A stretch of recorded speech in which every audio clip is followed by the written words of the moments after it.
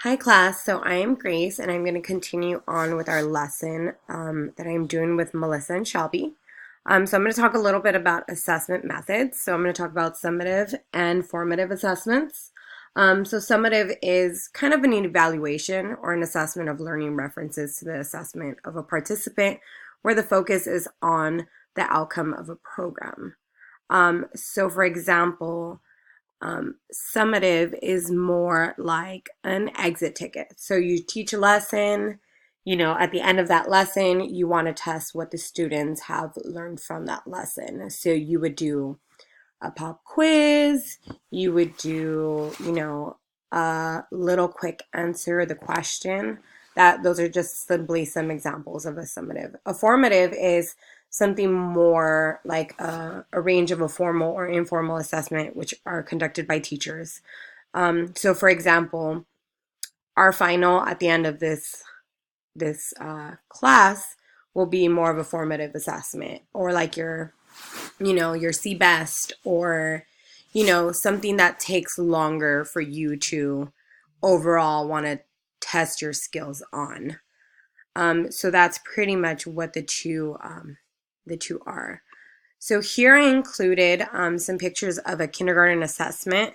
I wanted to include some that had some modifications so you guys can kind of see how you can easily modify these things for any student, especially a student with an IEP. So here are the clips. I will include the videos on this, but here the student is to count 1 through 4 and then be able to glue the numbers and count the dots.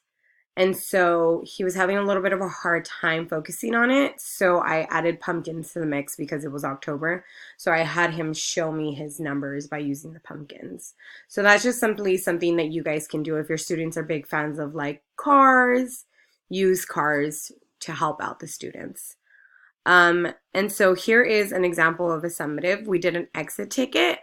This is a simple, 1 to 4. I had the student these are examples. It had the number 4 and it had the number 3. I had the student show me 4 pumpkins versus 3 pumpkins. So these are just clips of, pictures of the videos that I will post later. I also wanted to include, something a little bit older. So this is a 5th grade assessment.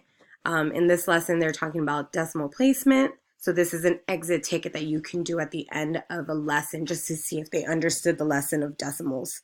So simple, 3 questions, have the student hand it in, and then you can see whether the student understood the lesson or not.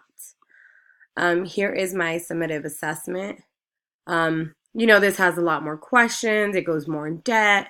This is more like at the end of the lesson, at the end of a few weeks of a lesson, you want to make sure that your students understood what they learned, and then if anything, you are able to kind of just maneuver whether your students needed some additional support or not.